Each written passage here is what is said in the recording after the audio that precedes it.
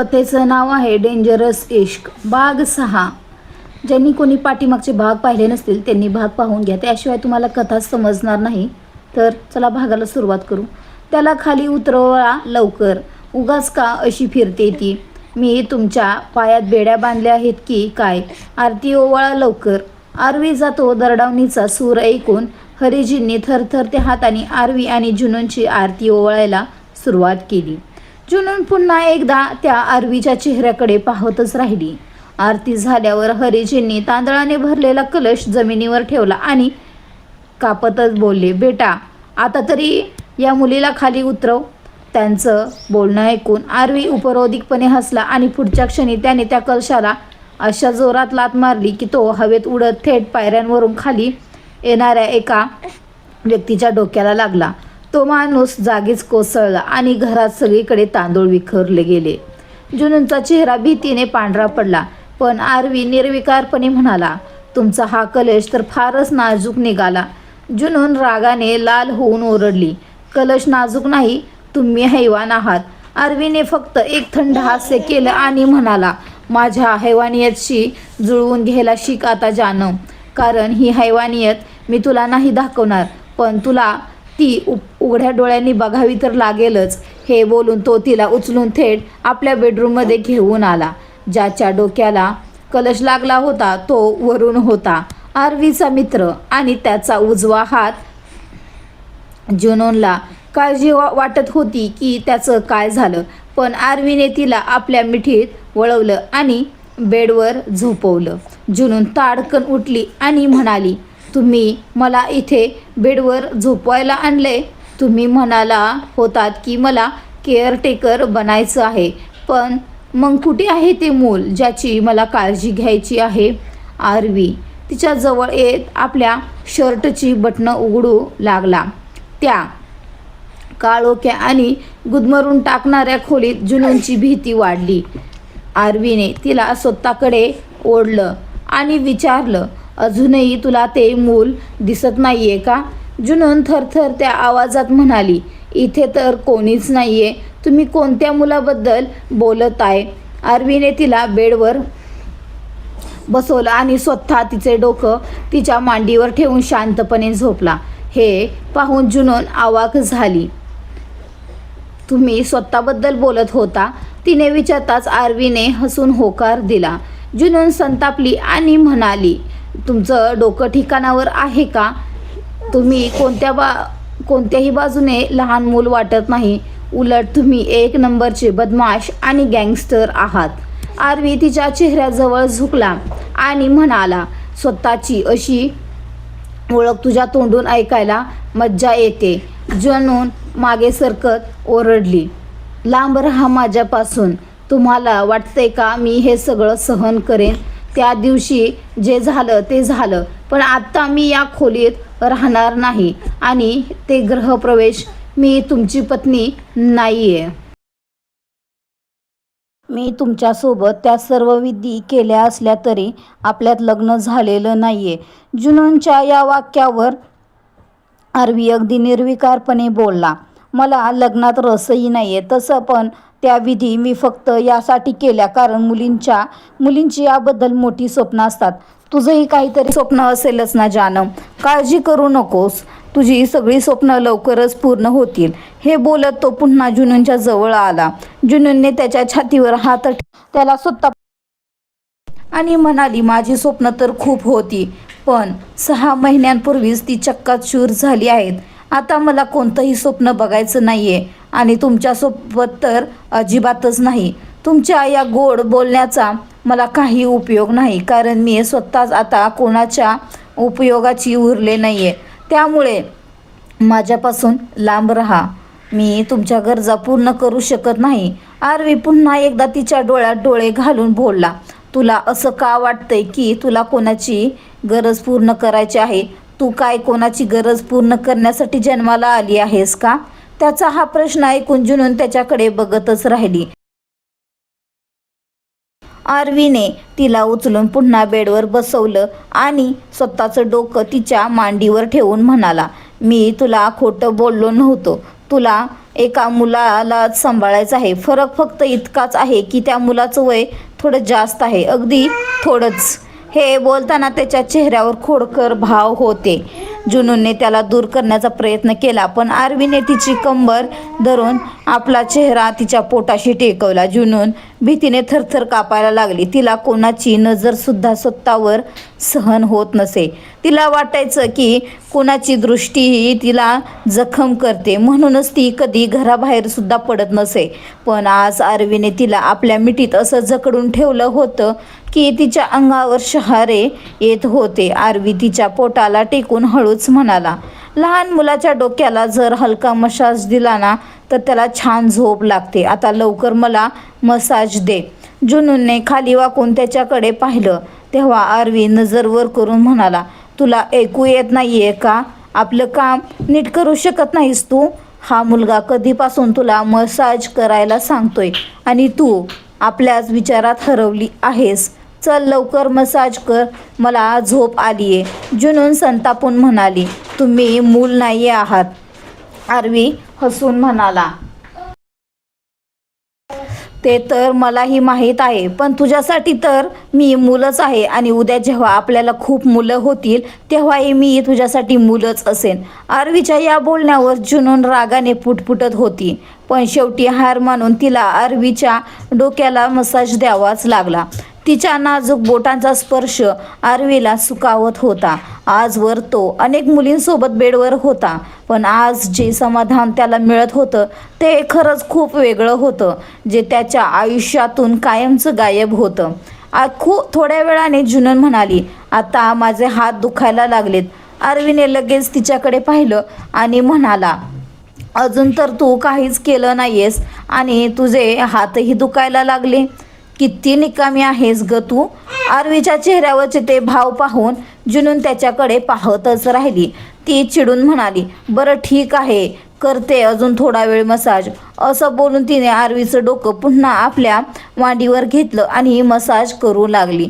RV मनातल्या मनात काहीतरी विचार करत बोलला, तुझ्या मामा मामींना तर मी ओळखलंच आहे आणि त्यांचा बंदोबस्त काय करायचा हेही मी ठरवले, पण मला आत्ता हे जाणून घ्यायचं आहे की तुझी ही अवस्था नक्की कोणी केली. आणि तुझी शपथ जानम, ज्याने कोणी तुझं हे हाल केलंय ना त्याला तर तुझ्या समोर जिवंत जाळलं नाही तर माझं नाव आरवी नाही. हे बोलताना त्याच्या चेहऱ्यावरचे भाव अतिशय भयान आणि धोकादायक होते. तो जुनूनच्या मांडीवर डोकं ठेवून शांत पडून होता. तेवढ्यात त्याच्या फोनची रिंग वाजली. कोणाचा तरी व्हिडिओ कॉल येत होता. फोनची रिंग ऐकताच जुनूनने पटकन आरवीचं डोकं मांडीवरून खाली उतरवलं. आरवीने आश्चर्याने तिच्याकडे पाहिलं आणि खिशातून फोन काढला. स्क्रीनवर एक हॉट इमोजी सोबत एका मुलाचा फोटो दिसत होता, ज्याला पाहून आरवीच्या चेहऱ्यावर हसू उमटलं. आरवी फोन उचलत जुनूनला म्हणाला, ये तुला कुणाशी तरी ओळख भेटवून देतो. पण आरवीचं बोलणं पूर्ण व्हायच्या आधीच जुनून बेडवरून उठली आणि म्हणाली, मला कोणालाही भेटायचं नाहीये. तुम्हाला कोणाला भेटायचं असेल तर भेटा आणि तुमची ही ओळख तुमच्यापर्यंतच ठेवा, मला यात रस नाही. असं बोलून ती थेट वॉशरूममध्ये निघून गेली. आरवीने कॉल स्वीकारला होता. तो जुनूनकडे पाहतच राहिला, पण तिला जास्त त्रास न देण्याच्या विचाराने तो फोनवर बोलत खोली बाहेर आला. बोल माझ्या जीवा, कधीपर्यंत येतोयस? कधी परत येतोयस? आरवीने विचारलं. समोरून तो मुलगा हसून म्हणाला, अजून थोडा वेळ लागेल, पण लवकरच तुमच्याकडे परत येईन. आणि मगाशी तुम्ही माझी कोणाची तरी ओळख करून देणार होतात, कोण आहे तुमच्यासोबत? त्याच्या चेहऱ्यावर खोडकर भाव होते. आरवी काही क्षण गप्प राहिला. तेव्हा तो मुलगा पुन्हा म्हणाला, मला वाटलं तुम्ही फक्त रात्रीच बिझी असता, पण तुम्ही तर दिवसाही. आरवीने त्याला मध्येच टोकलं, चुप एकदम, ती वहिनी आहे तुझी. तिच्या हेही चुकीचं बोलायचं नाही. वहिनी हा शब्द ऐकून आणि आरवीचे गंभीर भाव पाहून त्या मुलाचे डोळे विस्फारले. तो पुन्हा हसत म्हणाला, किती दिवसांसाठी? 2 की 4 दिवस. आरवी अतिशय गंभीर म्हणाला, आयुष्यासाठी. असून आरवीचा धाकटा भाऊ अक्षत ओहरा होता, ज्याच्यावर आरवीचं जीवापाड प्रेम होतं आणि जो सध्या न्यूयॉर्कमध्ये शिक्षणासाठी गेला होता. अक्षत हसून म्हणाला, बरं मग तर मला लवकरच इंडियाला यावं लागेल, जेणेकरून मी माझ्या वहिनीला भेटू शकेन. आरवी हसून म्हणाला, नक्कीच, तुझीच वाट पाहतोय. इच्छा तर खूप आहे की तिला आत्ताच माझी नवरी बनवून घेऊ, पण तुझी वाट पाहतोय कारण तुझ्याशिवाय मी लग्न करणार नाही. अक्षत म्हणाला, आणि जर तुम्ही तसं केलं तर मी तुम्हाला सोडणार नाही. ब्रो, तुम्हाला माहीत आहे, जोपर्यंत मी कोणाला फायनल करत नाही तोपर्यंत ती व्यक्ती तुमच्या आयुष्यात येऊच शकत नाही. आरवी म्हणाला, पण माझी जान आता माझ्या आयुष्यातून कुठेच जाणार नाही. तुला तिला पसंत करावंच लागेल. लवकर ये. असं बोलून आरवीने कॉल कट केला. तिकडे न्यूयॉर्कमध्ये अक्षत आपल्या फोनकडे पाहत काहीतरी विचार करत म्हणाला, माझ्या परवानगीशिवाय ब्रोच्या लाईफमध्ये एका मुलीची एंट्री. तू जो कोणी असशील तुला मी लवकरच भेटेन.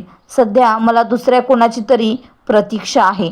तेवढ्यातच त्याच्या खोलीचा दरवाजा उघडला आणि एक मुलगी आत आली, जिने पीच रंगाचा शिमरी बॉडीकॉन ड्रेस घातला होता.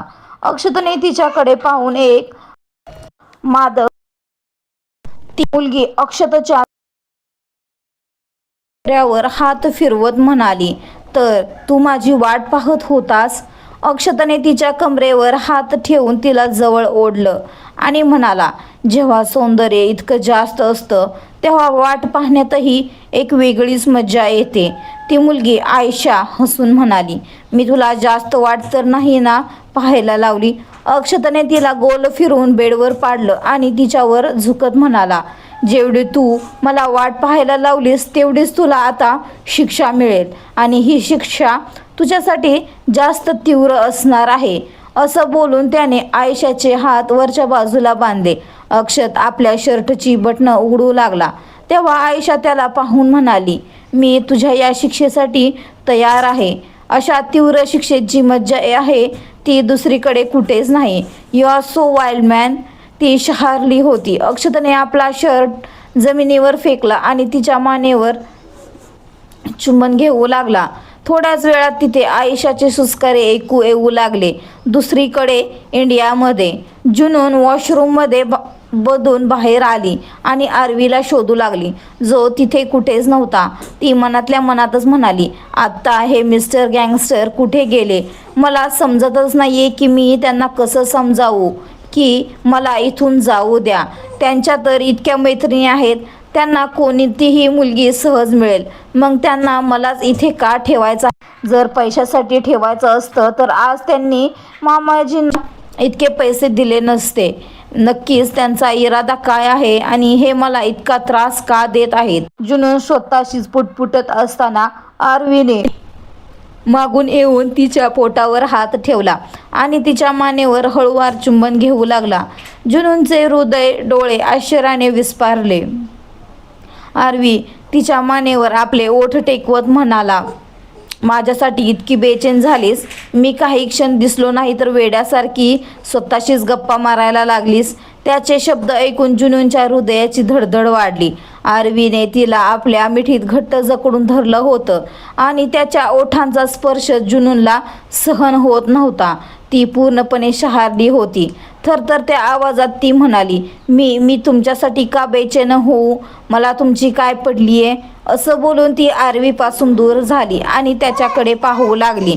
आरवी तिच्याजवळ आला आणि म्हणाला, पण तुझ्या चेहऱ्यावर तरी असंच वाटतंय की 1 मिनिट मी दिसलो नाही आणि माझी ही जान माझ्यासाठी वेडी व्हायला लागली. जुनूनचे तोंड वाकडं केलं आणि म्हणाले, तुम्ही फक्त शब्दांनी स्वतःचं पोट भरता का?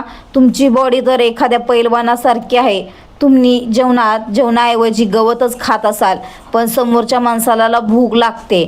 मिस्टर गँगस्टर, तुम्ही मला इथे केअरटेकर म्हणून घेऊन आला आहात, पण इथे मूल तर मला लांब लांबपर्यंत कुठेच दिसत नाहीये. मला आता जेवण मिळणार आहे की मला उपाशीच राहायचंय? हे बोलताना तिच्या डोळ्यात पाणी आलं होतं. आरवीने तिच्याकडे पाहिलं आणि विचारलं, तुला भूक लागली आहे का? जुनून वैतागून म्हणाली, मी जेवणावरच जगते मिस्टर गँगस्टर. मला भूकही लागते आणि तहानही लागते, पण कदाचित इथे मला जेवण नशिबातच नसेल. ठीक आहे, मग मला बाहेर जाण्याची परवानगी द्या. मी बाहेरून काहीतरी खाऊन परत येते. असं बोलून तिने पावलं बाहेर टाकायला सुरुवात केली. तेव्हा आरवीला समजले की त्याची जानम आता हुशारी दाखवायला लागली आहे. त्याने लगेच तिच्या पोटावर हात ठेवून तिला अडवलं आणि म्हणाला, जर भूक लागली होती तर आधी सांगायला हवं होतं ना. इतका वेळ गप्प का होतीस? चल आता खाली चल, आपण दोघे मिळून जेवूया. असं म्हणून त्याने पुन्हा एकदा जुननला आपल्या कडेवर उचलून घेतलं. जुनून त्याच्याकडे पाहत म्हणाली, तुम्ही मला एका मुलाची काळजी घेण्यासाठी इथे आणलं होतं, पण तुम्ही हे जे वारंवार मला एखाद्या लहान मुलासारखं उचलून घेताय ना, हे खूप झालंय. मला हे अजिबात आवडत नाहीये. तुम्हाला असा मला उचलून घेण्याचा कोणताही हक्क नाही. मला खाली उतरवा. आरवी तिच्याकडे पाहत म्हणाला, जर तुला खाली उतरायचं असेल तर बेडवरच चालावं लागेल, कारण तिथेच तू माझ्या मिठीतून मुक्त होऊ शकतील, पण तितकीच जास्त माझ्या मिठीत विरघळूनही जाशील. हे बोलताना त्याच्या चेहऱ्यावर एक वेगळीच मादकता होती. जुनूनचा चेहरा रागाने लाल झाला आणि ती म्हणाली, किती घाणेरडा माणूस आहात तुम्ही. तुम्हाला लाज वाटत नाही एखाद्या मुलीशी असं बोलताना? आरवीने लगेच म्हणाला, तू कोणती मुलगी नाहीस, तू माझी जानम आहेस आणि आपल्या जानमशी असं नाही बोलणार तर कोणाशी बोलणार. असं बोलत तो तिला खोली बाहेर घेऊन आला आणि किचनमध्ये पोहोचला. हॉलमध्ये सध्या कोणीच नव्हतं, पण किचनमध्ये हरिकाका उभे होते. आरवीने तिथे आणून जुनूनला खाली सोडलं. जुनून मान खाली घालून उभी होती. तिला तिथे अजिबातच चांगलं वाटत नव्हतं.